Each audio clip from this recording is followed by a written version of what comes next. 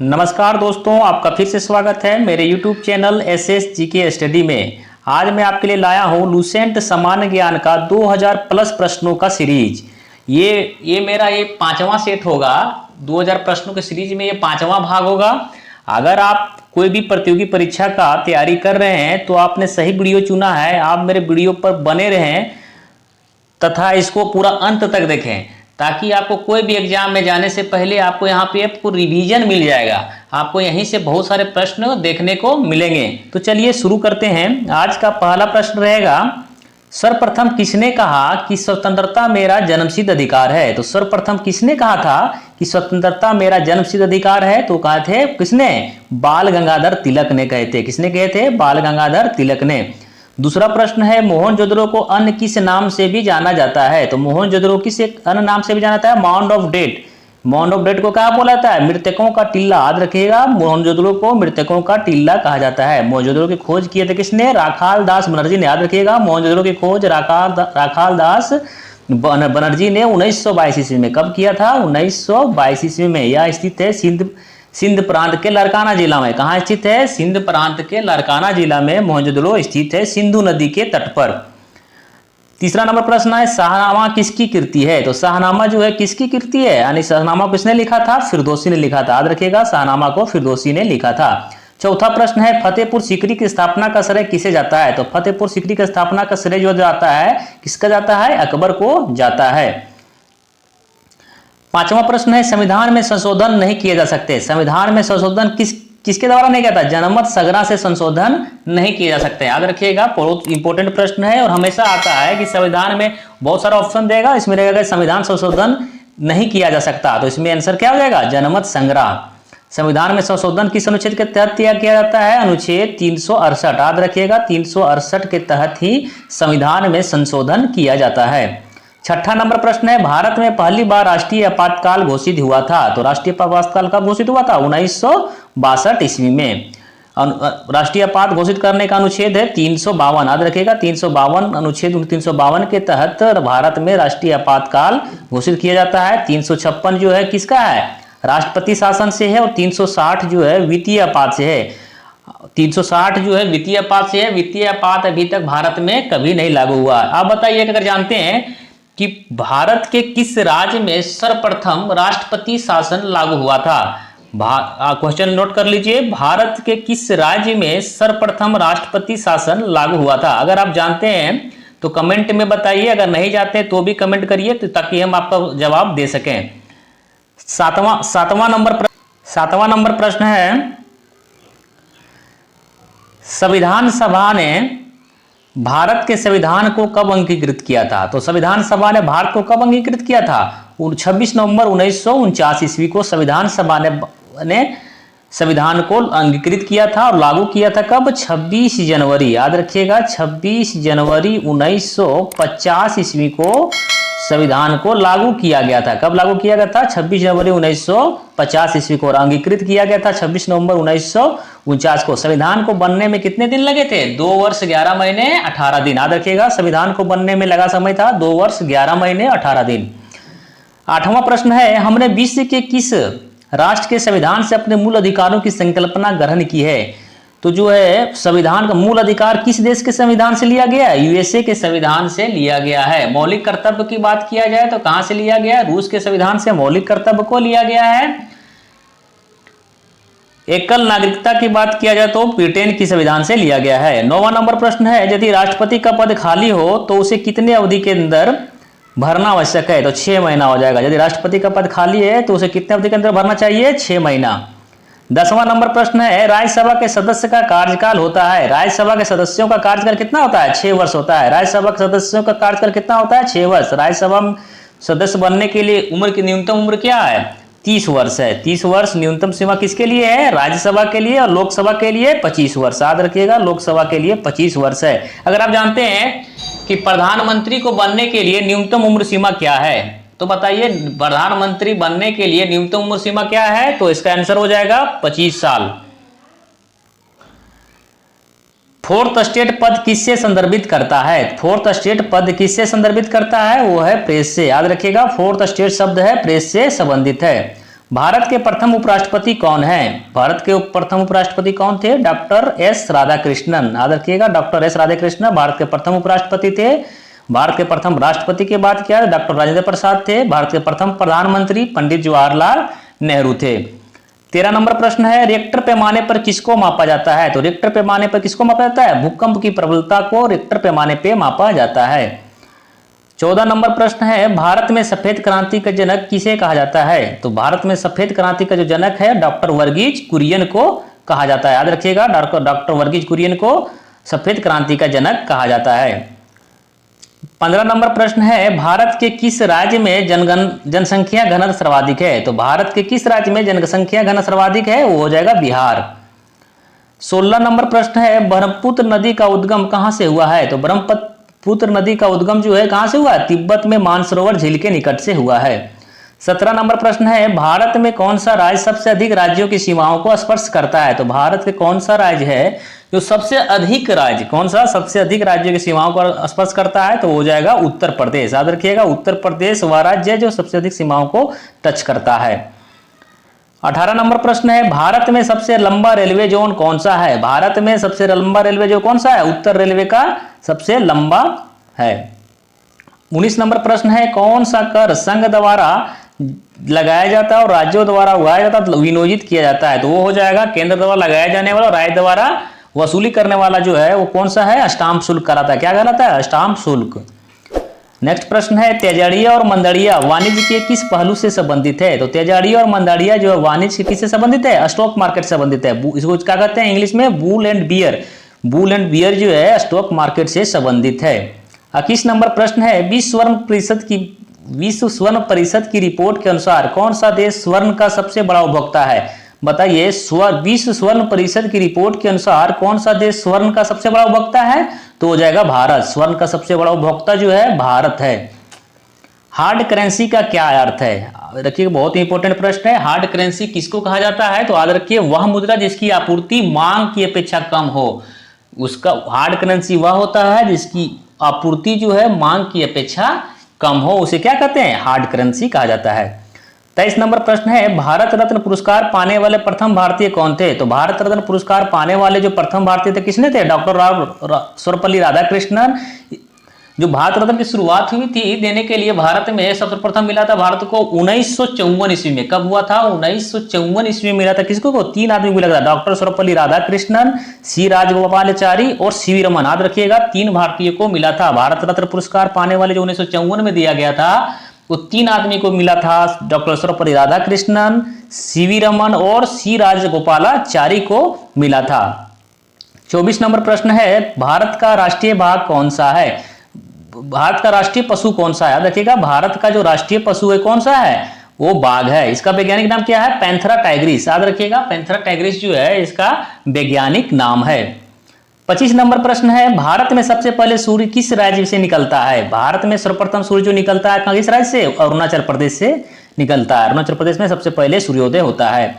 26 number प्रश्न है, भारत का राष्ट्रगान किसने लिखा? तो भारत का राष्ट्रगान सर्वप्रथम किसने लिखा था? रविंद्रनाथ टैगोर ने। 27 नंबर प्रश्न है, टेलीफोन का आविष्कार किसने किया था? तो बताइए, टेलीफोन का आविष्कार किसने किया था? ग्राहम बेल ने किया था। याद रखिएगा, टेलीफोन का जो आविष्कार जो है वो ग्राहम बेल ने किया था। 28 नंबर प्रश्न है, आरबीसी का निर्माण कहां होता है? आरबीसी का जो निर्माण है वो कहां होता है? अस्थि मज्जा में। आरबीसी का निर्माण कहां होता है? अस्थि मज्जा में होता है। 29 नंबर प्रश्न है, उत्तर प्रदेश का कौन सा नगर ताला नगर? उत्तर प्रदेश का कौन सा नगर? ताला नगर। याद रखिएगा, ताला नगर के लिए प्रसिद्ध है, ताला नगरी के नाम से जाना जाता है, वो क्या है? अलीगढ़। 30 नंबर प्रश्न है, कटे हुए सेब का रंग कुछ देर बाद भूरा हो जाता है क्योंकि वह वायु से क्रिया करके बन जाता है। क्या देखेंगे होंगे कि कटे हुए जो सेब है उसको काट देने पर कुछ देर छोड़ दिया जाए तो क्या आता है? लाल कलर या भूरा कलर में बदल जाता है। क्यों होता है? आयरन ऑक्साइड के कारण। याद रखिएगा, आयरन ऑक्साइड के कारण से कटा हुआ सेब उसमें भूरा रंग दिखाई देता है। 31 नंबर प्रश्न है, चूने के पानी में मिलाने पर कौन सी गैस निकलती है? चूने में पानी मिलाने पर कौन सी गैस निकलती है? Carbon dioxide. याद रखिएगा, चूने में जब पानी मिलाते हैं तो कौन सा गैस निकलता है? CO2 निकलता है। टेलीफोन का आविष्कार किसने किया था? देखिए, रिपीटेड क्वेश्चन आ गया है। टेलीफोन का आविष्कार किसने किया था? अलेक्जेंडर ग्राहम बेल ने किया था।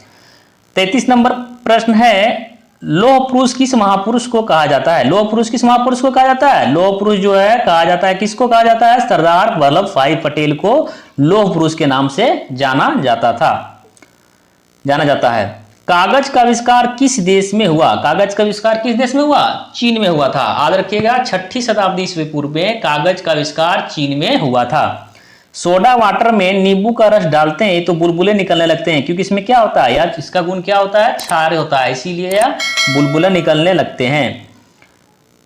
36 नंबर प्रश्न है, किस धातु को चाकू से आसानी से काटा जा सकता है? तो याद रखिएगा, चाकू से आसानी से काटा जा सकने वाला जो तत्व है, धातु है, उस कौन सा है? सोडियम है। याद रखिएगा, इसका आंसर हो जाएगा सोडियम। 37 नंबर प्रश्न है, कौन सा एसिड खट्टे फल में पाया जाता है? तो खट्टे फलों में क्या पाया जाता है? एसिड, साइट्रिक एसिड पाया जाता है। कौन सा एसिड पाया जाता है? साइट्रिक एसिड जो है खट्टे फलों में पाया जाता है। नेक्स्ट प्रश्न है, भारत के प्राइम मिनिस्टर के पद को क्या माना जाता है? क्या माना जाता है? कार्यकारी प्रमुख होता है। भारत का जो प्रधानमंत्री होता है वो किसे क्या माना जाता है? कार्यकारी प्रमुख। 39 नंबर प्रश्न है, बीबी का मकबरा एवं एतमाद उद दौला और ताजमहल किस चीज का स्मारक है? ये जो स्मारक है मृत व्यक्तियों के स्मारक है। याद रखिएगा, क्योंकि ये जो तीनों, बीबी का मकबरा, एतमादुल्ला और ताजमहल, किस चीज के स्मारक है? वो मृत व्यक्तियों के स्मारक है। बिंदुसार का उत्तराधिकारी कौन था? तो बिंदुसार का उत्तराधिकारी कौन था? सम्राट अशोक। याद रखिएगा, बिंदुसार का उत्तराधिकारी कौन था? सम्राट अशोक। 41 नंबर प्रश्न है, पहला संशोधन भारतीय संविधान में कब हुआ? तो संविधान में जो पहला संशोधन हुआ था वो कब हुआ था? 1951 ईस्वी में। याद रखिएगा, भारत में पहला जो संविधान का संशोधन हुआ था 1951 ईस्वी में हुआ था। लोथल सिंधु घाटी का सभ्यता का क्या था? तो लोथल जो है क्या था? एक बंदरगाह है। लोथल कहाँ, किस नदी किनारे स्थित है? भोगवा नदी। याद रखिएगा, लोथल जो है कहाँ स्थित है? गुजरात में स्थित है। भारत के गुजरात जो है राज्य में स्थित है यह भोगवा नदी। याद रखिएगा, भोगवा नदी के तट पर स्थित है। कहाँ पे स्थित है? भोगवा नदी। याद रखिएगा, भोगवा नदी कहाँ पे है? गुजरात में। ये क्या था? लोथल बंदरगाह था। 43 नंबर प्रश्न है, मगध का उत्थान किसने किया था? मगध का उत्थान जो किया था किसने किया था? बिंबिसार। इसका आंसर हो जाएगा बिंबिसार। 44 नंबर प्रश्न है, इंडिया का सबसे छोटा राज्य कौन सा राज्य है? इंडिया का सबसे छोटा राज्य जो पूछ रहा है इसमें क्या है? क्षेत्रफल की दृष्टि से पूछा जा रहा है। क्षेत्रफल की दृष्टि से सबसे छोटा राज्य गोवा हो जाएगा, और जनसंख्या से सबसे छोटा दृष्टि राज्य बोला जाए तो सिक्किम हो जाएगा। ठीक है, याद रखिएगा, गोवा जो है क्षेत्रफल की दृष्टि से सबसे छोटा राज्य हुआ, और यदि जनसंख्या में पूछा जाएगा, जनसंख्या में सबसे छोटा राज्य कौन सा है? सिक्किम है। 2011 जनगणना के अनुसार जनसंख्या के अनुसार सबसे छोटा राज्य जो है वो सिक्किम है। 45 नंबर प्रश्न है, पिंक सिटी किस शहर को कहा जाता है? तो पिंक सिटी कहा जाता है जयपुर को। याद रखिएगा, पिंक सिटी कहा जाता है जयपुर को। 7 अजूबों में शामिल कौन सा अजूबा आगरा शहर में स्थित है? तो आगरा शहर में कौन सा स्थित है? ताजमहल। याद रखिएगा, ताजमहल जो है 7 अजूबों में शामिल किया गया है। भारतीय संविधान में सबसे ज्यादा योगदान किसका था? किस व्यक्ति का सबसे ज्यादा योगदान था भारतीय संविधान में? तो हो जाएगा क्या? भीमराव अंबेडकर। याद रखिएगा, भीमराव अंबेडकर। 48 नंबर प्रश्न है, फ्लाइंग सिख ऑफ इंडिया के नाम से कौन प्रसिद्ध है? तो फ्लाइंग सिख ऑफ इंडिया कौन? फ्लाइंग सिख ऑफ इंडिया के नाम से कौन प्रसिद्ध थे? मिल्खा सिंह पसंद थे। याद रखिएगा, फ्लाइंग सिख ऑफ इंडिया कहा जाता था मिल्खा सिंह को। 49 नंबर प्रश्न है, पत्रकारिता के क्षेत्र में बेहतरीन योगदान के लिए कौन सा अवार्ड अंतर्राष्ट्रीय स्तर पर मिलता है? तो अंतर्राष्ट्रीय स्तर पर पत्रकारिता के लिए किसको मिलता है? पुलित्जर पुरस्कार। कौन सा? पुलित्जर पुरस्कार जो है वो पत्रकारिता के क्षेत्र में दिया जाता है। 50 नंबर प्रश्न है, 1938 ईस्वी में भारतीय राष्ट्रीय कांग्रेस के अनुरोध पर 1938 ईस्वी में भारतीय राष्ट्रीय कांग्रेस के अनुरोध पर राष्ट्रीय योजना समिति बनाई गई। उसकी अध्यक्षता कौन किए थे? जवाहरलाल नेहरू ने किए थे। याद रखिएगा, उसका अध्यक्षता जो किए थे जवाहरलाल नेहरू। 51 नंबर प्रश्न है, भारतीय मुसलमानों के लिए पृथक राज्य हेतु पाकिस्तान शब्द का प्रयोग सर्वप्रथम किसने किया था? तो पाकिस्तान शब्द का जो प्रयोग किया था सर्वप्रथम किसने किया था? चौधरी रहमत अली ने। याद रखिएगा, चौधरी रहमत अली ने। कब किया था? 1940 ईस्वी में। याद रख लीजिए, 1940 ईस्वी में पाकिस्तान जो शब्द का प्रयोग किया था चौधरी रहमत अली ने ही किया था। 52 नंबर प्रश्न है, मोहम्मद अली जिन्ना को हिंदू मुस्लिम एकता का दूत किसने कहा था? मोहम्मद अली जिन्ना को हिंदू मुस्लिम एकता का दूत कहने वाली थी कौन? सरोजिनी नायडू। नेक्स्ट प्रश्न है, सरोजिनी नायडू को क्या कहता है? भारत का कोकिला भी इसी को कहा जाता है, याद रखिएगा, भारत का कोकिला सरोजिनी नायडू। अधिकांश अधिकांश एग्जाम में प्रश्न आता है तो सरोजिनी नायडू नाम मार के लता मंगेशकर को मार दिया जा रहा है, लेकिन याद रखिएगा सरोजिनी नायडू को भारत की कोकिला कहा जाता है। 53 नंबर प्रश्न है, भारत छोड़ो आंदोलन कब प्रारंभ हुआ? तो भारत छोड़ो आंदोलन प्रारंभ हुआ था 9 अगस्त 1942 ईस्वी को। 54 नंबर प्रश्न है, भारत छोड़ो आंदोलन का प्रस्ताव वाले किसने बनाया था? तो कौन थे? महात्मा गांधी। 55 नंबर प्रश्न है, महात्मा गांधी को अर्धनग्न फकीर किसने कहा था? तो कहा था विंस्टन चर्चिल। कौन थे? ब्रिटिश प्रधानमंत्री थे विंस्टन चर्चिल, जिसने महात्मा गांधी को क्या कहा था? अर्धनग्न फकीर। 56 नंबर प्रश्न है, कैबिनेट मिशन योजना कब बनी? 1946 ईस्वी में कैबिनेट मिशन योजना बनी थी। 57 नंबर प्रश्न है, 1946 ईस्वी में गठित अंतरिम सरकार की कैबिनेट की अध्यक्षता किसने किया था? जो 1946 ईस्वी में गठित अंतरिम सरकार बनी थी उसमें कैबिनेट की अध्यक्षता जो किसने किए थे? जवाहरलाल नेहरू ने किए थे, याद रखिएगा, जवाहरलाल नेहरू ने अंतरिम सरकार की कैबिनेट की अध्यक्षता किए थे। 58 नंबर प्रश्न है, 1946 में बनी अंतरिम सरकार में राजेंद्र प्रसाद के पास कौन सा विभाग था? देखिए ये बहुत ही एग्जाम में प्रश्न पूछे जाने वाला प्रश्न है, हमेशा एग्जाम में ये पूछता है, याद रखिएगा। 1946 है उसमें अंतरिम सरकार में राजेंद्र प्रसाद के पास कौन सा विभाग था, ये पूछता है, याद रखिएगा। ये हो जाएगा खाद्य एवं कृषि विभाग। कौन सा था? खाद्य एवं कृषि विभाग। 59 नंबर प्रश्न है, भारत एवं पाकिस्तान के बीच सीमांकन किसने किया था? सर रेड क्लिफ ने किया था। किसने किया था? सर रेड क्लिफ ने भारत और पाकिस्तान के बीच का सीमांकन किया था। 60 नंबर प्रश्न है, बैंकों का राष्ट्रीयकरण दिवस कब मनाया जाता है? तो बैंकों का राष्ट्रीयकरण कब हुआ था? 19 जुलाई 1969 ईस्वी को बैंकों का राष्ट्रीयकरण हुआ था। तो राष्ट्रीयकरण दिवस कब मनाया जाएगा? 19 जुलाई को मनाया जाएगा, क्योंकि बैंकों का राष्ट्रीयकरण हुआ था 19 जुलाई 1969 ईस्वी को। 61 नंबर प्रश्न है, बेरिंग जल मरुमध्य किन दो देशों के मध्य स्थित है? तो हो जाएगा अमेरिका और रूस। नेक्स्ट प्रश्न है, डोनाल्ड ब्रैडमैन किस खेल के महान खिलाड़ी थे? तो डोनाल्ड ब्रैडमैन जो है वो क्रिकेट के महान खिलाड़ी थे। 63 नंबर प्रश्न है, कंप्यूटर शब्दावली में MIPS का क्या अर्थ है? तो MIPS का अर्थ है मिलियन इंस्ट्रक्शन पर सेकेंड, याद रखिएगा, मिलियन इंस्ट्रक्शन पर सेकेंड होगा। MIPS याद रखिएगा, मिलियन इंस्ट्रक्शन पर सेकेंड होगा। 64 नंबर प्रश्न है, संयुक्त राष्ट्र संघ के प्रथम महासचिव कौन थे? तो संयुक्त राष्ट्र महासचिव के प्रथम अध्यक्ष, संयुक्त राष्ट्र संघ के प्रथम महासचिव जो थे वो कहाँ थे? त्रिगवेली थे। कहाँ के रहने वाले थे? नॉर्वे का, याद रखिएगा, नॉर्वे के रहने वाले थे। कहाँ के? त्रिगवेली जो थे वो कहाँ के रहने वाले थे? नॉर्वे के। 65 नंबर प्रश्न है, स्वतंत्र भारत के प्रथम जनरल कौन थे? स्वतंत्र भारत के प्रथम गवर्नर जनरल कौन थे? वो जाएगा लॉर्ड माउंटबेटन, याद रखिएगा, लॉर्ड माउंटबेटन स्वतंत्र भारत के प्रथम गवर्नर जनरल थे। 66 नंबर प्रश्न है, स्वतंत्र भारत के प्रथम भारतीय गवर्नर जनरल कौन थे? तो वो थे सी राजगोपालाचारी, याद रखिएगा। भारत के स्वतंत्र भारत के प्रथम भारतीय गवर्नर जनरल की बात किया जाए तो हो जाएगा सी राजगोपालाचारी। 67 नंबर प्रश्न है, भारत और पाकिस्तान के बीच विभाजन किस योजना के तहत हुआ था? भारत और पाकिस्तान का जो विभाजन किया गया था वो किस योजना के तहत हुआ था? माउंटबेटन योजना, याद रखिएगा, माउंटबेटन योजना के तहत ही भारत और पाकिस्तान को दो भागों में बांटा गया था। 68 नंबर प्रश्न है, प्रयाग किस शहर का पुराना नाम है? प्रयाग किस शहर का पुराना नाम है? तो हो जाएगा इलाहाबाद। इलाहाबाद का पुराना नाम क्या था? प्रयाग बोला जाता था, लेकिन इलाहाबाद का भी अब नाम बदल के क्या कर दिया गया? प्रयागराज कर दिया गया, याद रखिएगा, इलाहाबाद का भी नाम बदल के अभी कर दिया गया क्या?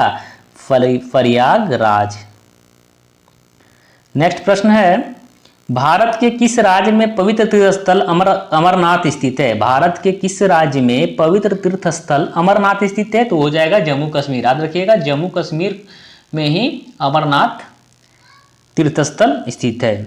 70 नंबर प्रश्न है, भारत की किस देश के साथ सबसे अधिक लंबी स्थलीय सीमा है? तो लंबी स्थलीय सीमा की बात किया जाए तो सबसे ज्यादा किससे जुड़ा हुआ है? बांग्लादेश के साथ जुड़ा हुआ है। 71 नंबर प्रश्न है, अर्जुन पुरस्कार की शुरुआत कब से हुई थी? अर्जुन पुरस्कार की शुरुआत जो हुई थी 1961 ईस्वी से हुआ था। कब हुआ था? 1961 ईस्वी से हुआ था। राज्यों द्वारा प्राथमिक शिक्षा मातृभाषा में दिए जाने का प्रावधान है किस अनुच्छेद के तहत? तो राज्यों में प्राथमिक शिक्षा जो मातृभाषा में दिए जाने का प्रावधान है किस अनुच्छेद का दिया जाता है? 350 के ए, 350 के ए के तहत राज्यों में प्राथमिक शिक्षा जो है मातृभाषा में दिए जाने का प्रावधान है। 73 नंबर प्रश्न है, विंबलडन में जीतने वाली प्रथम भारतीय महिला कौन थी? तो विंबलडन ट्रॉफी जीतने वाली प्रथम भारतीय महिला कौन है? सानिया मिर्जा। किस खेल से संबंधित है? Lawn tennis. याद रखिएगा, लॉन टेनिस से संबंधित है विंबलडन, जो जीतने वाली प्रथम भारतीय महिला है। 74 नंबर प्रश्न है, भारत की प्रथम नदी घाटी परियोजना कौन सी थी? भारत की प्रथम नदी घाटी परियोजना कौन सी थी? दामोदर घाटी परियोजना। कौन सी परियोजना? दामोदर घाटी परियोजना जो थी भारत की प्रथम नदी घाटी परियोजना है। इसकी शुरुआत जो हुई थी 1948 ईस्वी में। याद रखिएगा, दामोदर नदी घाटी परियोजना की शुरुआत 1948 ईस्वी में हुआ था। 75 नंबर प्रश्न है, विश्व की सबसे लंबी नदी कौन सी है? तो विश्व की सबसे लंबी नदी की बात किया जाए कौन सा हो जाएगा? नील नदी। याद रखिएगा, नील नदी विश्व की सबसे लंबी नदी है। यदि पूछा जाए कि विश्व की सबसे बड़ी नदी अफवाह की दृष्टिकोण से है कौन सी है, तो हो जाएगा अमेजन। कौन सी हो जाएगा? अमेजन जो है अफवाह की दृष्टि से सबसे बड़ी नदी है। और लंबी नदी की बात किया जाए, नील नदी है जो कहाँ स्थित है? मिस्र में स्थित है। 76 नंबर प्रश्न है, अशोक ने किस धर्म को अपनाया था? अशोक ने किस धर्म को अपना लिया था? तो इसका कौन सा आंसर हो जाएगा? बौद्ध धर्म। कब अपनाया था? कलिंग युद्ध के दौरान। कलिंग युद्ध के बाद जो है, कलिंग युद्ध के बाद जो है अशोक ने अपना हृदय परिवर्तन कर लिया और बौद्ध धर्म को अपना लिया था। कलिंग युद्ध कब हुआ था? 261 ईसा पूर्व में। याद रखिएगा, कलिंग युद्ध जो हुआ था 261 ईसा पूर्व में हुआ था। इसी युद्ध के बाद बौद्ध धर्म को अशोक ने अपना लिया था। 77 नंबर प्रश्न है, भारत का संविधान कब लागू हुआ? तो भारत का संविधान जो लागू हुआ था 26 जनवरी 1950 ईस्वी को। याद रखिएगा, भारत का संविधान 26 जनवरी 1950 को लागू हुआ था और अंगीकृत किया गया था संविधान सभा द्वारा 26 नवंबर 1949 ईस्वी को, लेकिन लागू हुआ था 26 जनवरी 1950 में। 78 नंबर प्रश्न है, भारत की संविधान का संरक्षण कौन है? भारत के संविधान का संरक्षण कौन करता है? तो करता है उच्चतम न्यायालय। 79 नंबर प्रश्न है, चंद्रमा पर पहुंचने वाला, चांद पर पहुंचने वाला पहला व्यक्ति कौन था? तो हो जाएगा नील आर्मस्ट्रांग। चांद पर पहुंचने वाला पहला व्यक्ति नील आर्मस्ट्रांग है। याद रखिएगा। 80 नंबर प्रश्न है, सती प्रथा का अंत करने के लिए किस भारतीय नेता का प्रयत्न किए? तो सती प्रथा का अंत करने के लिए किस भारतीय नेता ने प्रयत्न किया था? उसका नाम है राजा राम मोहन राय। 81 नंबर प्रश्न है, राष्ट्रीय गान को गाने में अधिकतम कितना समय लगता है? अधिकतम 52 सेकेंड। 82 नंबर, कॉर्नवालिस द्वारा अस्थायी बंदोबस्त की पद्धति कब लागू की थी? कॉर्नवालिस ने अस्थायी बंदोबस्त की शुरुआत की थी और हुआ था 1793 ईस्वी में। 83 नंबर प्रश्न है, साइमन कमीशन भारत कब आया था? साइमन कमीशन भारत आया था 1908 ईस्वी में। याद रखिएगा, साइमन कमीशन भारत आया था 1928 ईस्वी में आया था। 84 नंबर प्रश्न है, जलियांवाला बाग हत्याकांड कब हुआ? जलियांवाला बाग हत्याकांड हुआ था 13 अप्रैल 1919 ईस्वी में। अजंता की गुफाएं किस राज्य में स्थित है? हो जाएगा महाराष्ट्र। कब स्थित है? महाराष्ट्र में स्थित है अजंता की गुफाएं। भारत छोड़ो आंदोलन कब शुरू हुआ था? भारत छोड़ो आंदोलन हुआ था 8 अगस्त 1942। देखिए कहीं आया था 9 अगस्त, नहीं 8 अगस्त होगा। याद रखिएगा, भारत छोड़ो आंदोलन की शुरुआत जो हुआ था 8 अगस्त 1942 को हुआ था। सुधार कर लीजिएगा, 8 अगस्त 1942 ईस्वी को भारत छोड़ो आंदोलन की शुरुआत हुआ था। आजाद हिंद फौज की स्थापना किसने किया था? तो आजाद हिंद फौज की स्थापना जो है सुभाष चंद्र बोस ने किए थे। किसने किए थे? सुभाष चंद्र बोस ने। 88 नंबर प्रश्न है, दिल्ली चलो का नारा किसने दिया था? तो दिल्ली चलो का नारा दिया था सुभाष चंद्र बोस ने। 89 नंबर प्रश्न है, भाखड़ा नागल परियोजना किस नदी पर है? तो भाखड़ा नागल परियोजना किस नदी पे है? सतलज नदी पे है। 90 नंबर प्रश्न है, हीराकुड बांध किस राज्य में स्थित है? हीराकुड बांध जो है भारत में के उड़ीसा राज्य में स्थित है। यह भारत का सबसे लंबा बांध है। कौन सा बांध है? सबसे लंबा बांध हीराकुड बांध ही है। 91 नंबर प्रश्न है, किस मच्छर के काटने से डेंगू ज्वर आता है? याद रखिएगा, किस मच्छर को काटने से डेंगू ज्वर आता है? वो हो जाएगा एडिज मच्छर। कौन सा मच्छर? एडिज मच्छर। 92 नंबर प्रश्न है, जल का अपेक्षित घनत्व अधिकतम होता है? तो हो जाएगा 4 डिग्री सेल्सियस। 4 डिग्री सेल्सियस पे जल का अधिकतम घनत्व होता है। 93 नंबर प्रश्न है, नीली क्रांति का संबंध किससे है? तो हो जाएगा मत्स्य उत्पादन से। याद रखिएगा, नीली क्रांति का संबंध जो है मत्स्य उत्पादन से है। सफेद क्रांति का संबंध किससे है? दूध उत्पादन से। फ्लड ऑपरेशन का भी संबंध जो है वो किससे है? दूध उत्पादन से है। फ्लड ऑपरेशन का संबंध दूध उत्पादन से है। फ्लड ऑपरेशन की शुरुआत जो हुआ था कब हुआ था? 1970 ईस्वी में। याद रखिएगा, 1970 ईस्वी में सफेद क्रांति का जन्म दूध उत्पादन से है, और फ्लड ऑपरेशन का भी संबंध जो है दूध क्रांति से ही है, दूध उत्पादन से ही है। इसकी शुरुआत जो हुआ था 1970 ईस्वी में हुआ था। 95 नंबर प्रश्न है, कौन सा राज्य मसाला उत्पादन के लिए प्रसिद्ध है? तो मसालों के लिए सर्व प्रसिद्ध राज्य कौन सा है? केरल। 96 नंबर प्रश्न है, क्षेत्रफल में भारत का सबसे बड़ा राज्य कौन सा है? तो क्षेत्रफल में बात किया जाए सबसे बड़ा राज्य जो है राजस्थान है, और जनसंख्या में बात किया जाए तो कौन सा है? वो उत्तर प्रदेश है। 97 नंबर प्रश्न है, छोटा नागपुर पठार की सबसे ऊंची चोटी कौन सी है? तो छोटा नागपुर पठार की जो सबसे ऊंची चोटी है पारसनाथ हिल है। कौन सा है? पारसनाथ हिल। 98 नंबर प्रश्न है, भारत में अबरक का सर्वाधिक उत्पादन कौन से राज्य में होता है? तो अबरक उत्पादन में प्रथम राज्य कौन सा है? झारखंड।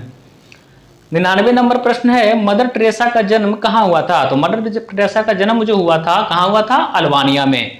और आज का अंतिम प्रश्न है, और सेट 5 का अंतिम प्रश्न रहेगा।